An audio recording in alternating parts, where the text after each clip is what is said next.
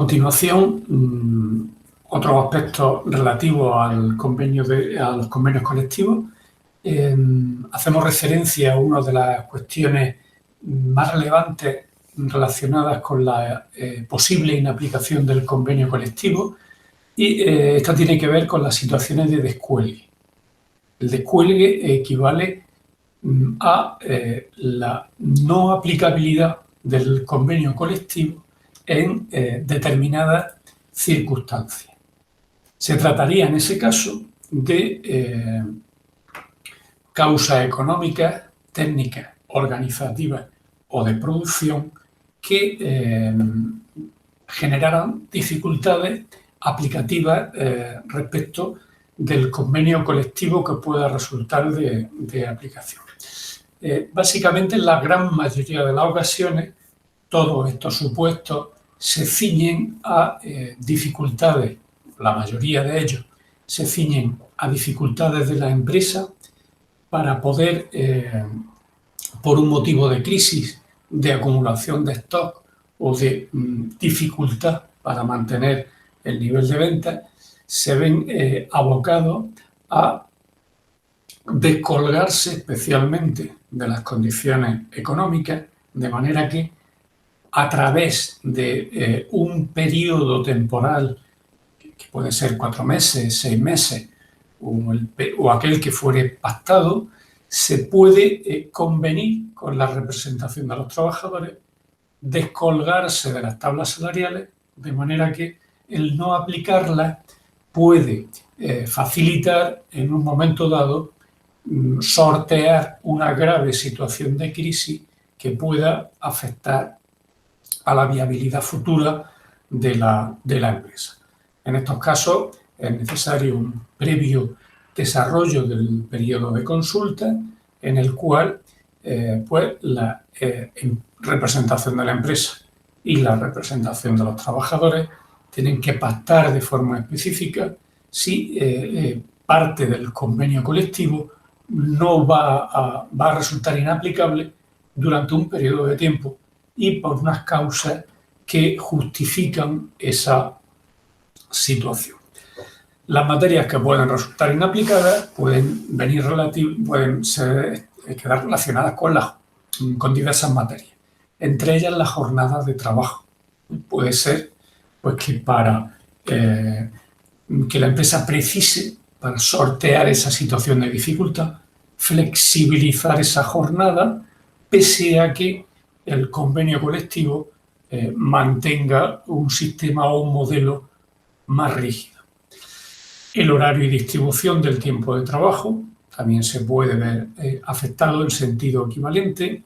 El régimen de trabajo a turno, introduciendo una situación de turnicidad que en un momento dado, por ejemplo, pueda permitir incrementar la producción. El sistema de remuneración y cuantía salarial suele ser el motivo que con más recurrencia justifica el descuelgue del convenio, especialmente en situaciones en que una situación de crisis profunda puede impedir que la empresa pueda resultar viable a medio o largo plazo. El sistema de trabajo y rendimiento y las funciones a desempeñar por los trabajadores que integran la empresa. Asimismo, las mejoras voluntarias de la seguridad social. Piénsese, por ejemplo, que en un momento dado puede verse alterado, por ejemplo, el complemento de incapacidad temporal o alguna mejora voluntaria que circunstancialmente pueda afectar a la viabilidad de la empresa. Otros supuestos relevantes para poder mejorar la aplicabilidad de los convenios colectivos vienen de la mano de los mecanismos de adhesión y de extensión. Básicamente se trata de aquellos supuestos en los que se presentan dificultades notables para abordar o ejecutar con éxito la negociación colectiva. En estos casos las partes legitimadas para negociar. Si bien en un momento dado pueden tener dificultad para abordar en toda su extensión la complejidad que supone negociar un convenio colectivo, pueden adherirse de mutuo acuerdo a un convenio colectivo que esté en vigor, de manera que ese vacío convencional que puede existir en determinados ámbitos quede cubierto por un determinado convenio colectivo que por sus peculiaridades pueda resultar asimilable a las condiciones que pueda haber en el lugar donde se ha producido esa laguna normativa. Se precisa la concurrencia de dos circunstancias. Primero, que hemos de partir del acuerdo de las partes que ostenten legitimidad suficiente para negociar y, en segundo lugar, se ha de producir una sumisión en la adhesión a la totalidad del convenio. De manera que la adhesión no se puede llevar a cabo a través de la técnica del espigueo. Es decir, me interesa la regulación de las vacaciones de este convenio, el tratamiento del salario de este otro y el tratamiento del régimen disciplinario de este otro. La adhesión se produce en la totalidad a un convenio colectivo. La extensión del convenio colectivo es otra figura paralela a la que acabamos de comentar, pero en la que la iniciativa procede de la autoridad pública, que la extensión se produce, la aplicación de un convenio, extendiendo su ámbito de vigencia desde un convenio específico a otro ámbito donde existe vacío normativo, le corresponde en este caso a la autoridad pública, que va a cubrir esta situación de necesidad ante las situaciones de imposibilidad de negociación de un convenio colectivo. De manera que si estamos en un ámbito que excede el de la comunidad autónoma, corresponderá esta iniciativa al Ministerio de Trabajo. Si estamos en un ámbito de comunidad autónoma o inferior, a la autoridad correspondiente a este ámbito. La iniciación de ese procedimiento de extensión siempre ha de venir facilitada por aquellos que tengan legitimación para materializar dicha iniciativa. La finalidad del acto administrativo, obviamente, es un acto donde la autoridad administrativa ejecuta una facultad que le debe de corresponder a las partes negociadoras, a los representantes de los trabajadores y empresarios, lo que viene precisamente es a cubrir un defecto de esa actividad negociadora y se produce precisamente para cubrir los vacíos que se hayan podido producir como consecuencia de la imposibilidad de acometer esa función. Otro de los elementos a tener en cuenta son las características en las que se ha de desarrollar la adopción de acuerdos. Uno básico es el principio de la buena fe. Obviamente, no se puede acometer una actividad negociadora, por ejemplo, con el objetivo de dilatar o socavar la posibilidad de que los trabajadores pongan en marcha una serie de mecanismos de conflictos colectivos que tengan por finalidad el obtener mejores condiciones de trabajo. Obviamente se ha de negociar con una buena fe que ha de aparecer destinada o dirigida a alcanzar un acuerdo de regulación, un acuerdo apto de regulación de las condiciones de trabajo. Queda la violencia sobre personas o sobre bienes conlleva automáticamente la suspensión inmediata de las negociaciones hasta que esa violencia que puede condicionar la libre manifestación de la voluntad para concertar ese acuerdo final que viene descrito por el convenio colectivo, hasta que obviamente no desaparezca, no se darán las condiciones para que se suscriba de forma adecuada ese convenio colectivo. Por otra parte, obvio resulta los acuerdos de la comisión negociadora del convenio precisan del voto favorable mayoritario de cada una de las representaciones que participan en el mismo. Ese precisamente es uno de los motivos de que las representaciones de los trabajadores siempre tengan un número impar. Cuando son delegados de personal, 1 o 3 trabajadores; cuando son comités de empresa, desde 5 en adelante. También se tiene la opción de que intervenga un mediador que faculte la posibilidad de superar obstáculos que en un momento dado puedan resultar insalvables o dificultosos para la materialización del acuerdo del convenio colectivo. El convenio colectivo, bueno, a diferencia de lo que puede ser la realidad de la prestación laboral o del contrato de trabajo, donde basta que comience la prestación de servicio, aunque sea de forma verbal, para que nazca la relación de trabajo. En lo que respecta al convenio colectivo, este necesariamente ha de constar por escrito, bajo sanción de nulidad.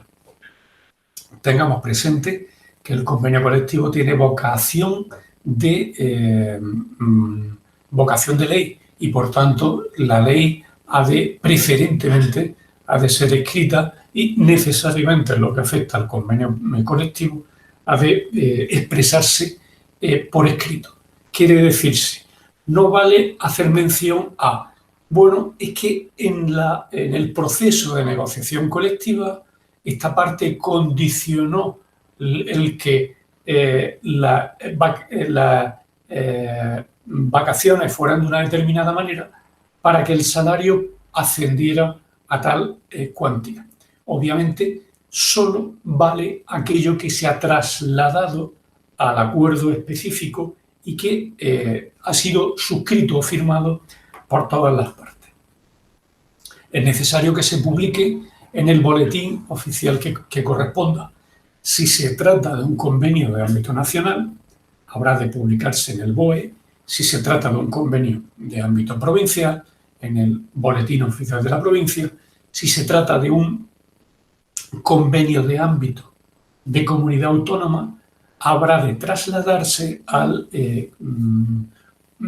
boletín propio de esa comunidad autónoma donde ha de entrar en vigor. Ha de velar, obviamente, por los principios de igualdad. No puede incluir cláusulas o condiciones discriminatorias. Y ha de incorporar la fecha de entrada en vigor. Como toda norma, debe de precisar la fecha en la que entra en vigor. En el contexto de los convenios colectivos, no tiene por qué ser necesariamente en el momento de la publicación o en los 20 días. Piénsese a veces que las negociaciones se dilatan en el tiempo, se culminan una vez pasados varios meses, y eso hace que en ocasiones se permita pues que el incremento de las tablas salariales tenga efectos retroactivos desde, por ejemplo, principios de año. Esa es una práctica que ocurre con cierta frecuencia. En cuanto al contenido del convenio colectivo, ha de regular diferentes materias, entre ellas económicas y incorporando pues, las que se corresponden pues, con los salarios y otro tipo de remuneraciones complementarias. Lo que se refiere al desarrollo y contenido de la jornada de la prestación laboral, jornada diaria, jornada semanal, los tiempos de descanso, las diferentes categorías que se plantean, así como los méritos o condiciones precisos para subir de categoría, la duración y tipo de los diferentes contratos temporales. Desde el ámbito de la perspectiva sindical, pues, también se regulan los comités de empresa, los delegados de personal, el posible canon de negociación, las condiciones de contratación, matizando en diferentes supuestos determinados matices respecto de los tipos de contrato temporal que aparecen en el Estatuto de los Trabajadores, la constitución eventual de servicios de prevención de riesgos laborales, así como las correlativas medidas de prevención de riesgo que faculten que el entorno laboral sea más seguro, el desarrollo de las relaciones entre trabajadores y empresarios, el contenido asistencial que se traduce en las mejoras voluntarias de seguridad social, que pueden ser del tipo de complemento de la prestación de IT, indemnizaciones por jubilación, antigüedad o incapacidad permanente del trabajador, medidas de promoción profesional, condiciones de trabajo y de productividad, condiciones que permiten facilitar la paz laboral. Recuérdese que mientras esté vigente el convenio colectivo no cabe establecer medidas conflictuales dirigidas a cambiar lo que ya ha sido previamente objeto de negociación, los derechos de formación profesional, etc. En cuanto a la vigencia del convenio colectivo, se ha de hacer notar que será la aprobada por las partes. Si bien durante la misma los sujetos pueden negociar su revisión. De modo que, si se ha pactado, por ejemplo, una vigencia bianual de un determinado convenio colectivo, a su finalización las partes pueden otorgar o convenir que esos 2 años se conviertan en otros 2 o en otros 3 más, incorporando lo que proceda respecto de la subida o incremento de las tablas salariales. Se prorrogan de año en año, salvo que se produzca una denuncia expresa de las partes o salvo que se haya previsto que no cabe esa prórroga con carácter previo. Durante las negociaciones para la renovación de un convenio colectivo se mantendrá, en defecto de pacto, que diga lo contrario, se mantendrá su vigencia con excepción de las cláusulas excluyentes del ejercicio del derecho de huelga a que he hecho mención. Por otra parte, habría que hacer mención a la aplicación e interpretación del convenio que le corresponde a la comisión paritaria. Recordemos que aquí el término paritario hace mención, la paridad hace referencia a la equivalencia de representación de trabajadores y empresarios. La comisión paritaria juega un papel muy destacado en el ámbito de la negociación colectiva, porque le corresponde un papel de aplicación e interpretación de los pactos que son constitutivos de la negociación colectiva. A ellos les corresponde indicar cuál es el sentido de aquello que ha sido objeto de negociación y que está dentro del convenio colectivo, y también les corresponde la necesidad de mediar cuando se ha producido en el transcurso de la vida laboral paralela a la vigencia del convenio colectivo, les corresponde intentar buscar soluciones a los posibles conflictos que se puedan haber generado. También cabe la mediación por parte de un tercero y de el arbitraje como fórmula de solución de conflictos. También lo puede asumir la propia comisión paritaria. Se ha de tener en cuenta que si la comisión paritaria interviene en este tipo de supuestos, el acuerdo que se genere por esa vía, si los intervinientes para su solución tienen la misma representatividad de aquella que se utilizó para negociar el convenio colectivo, ese acuerdo tendrá una eficacia paralela o asimilable a aquella que alcanza el convenio colectivo.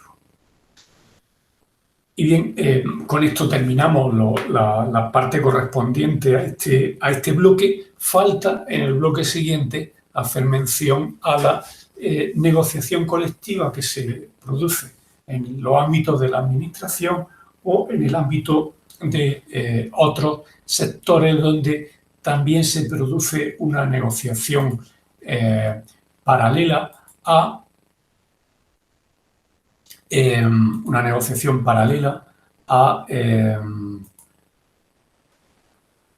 la negociación colectiva.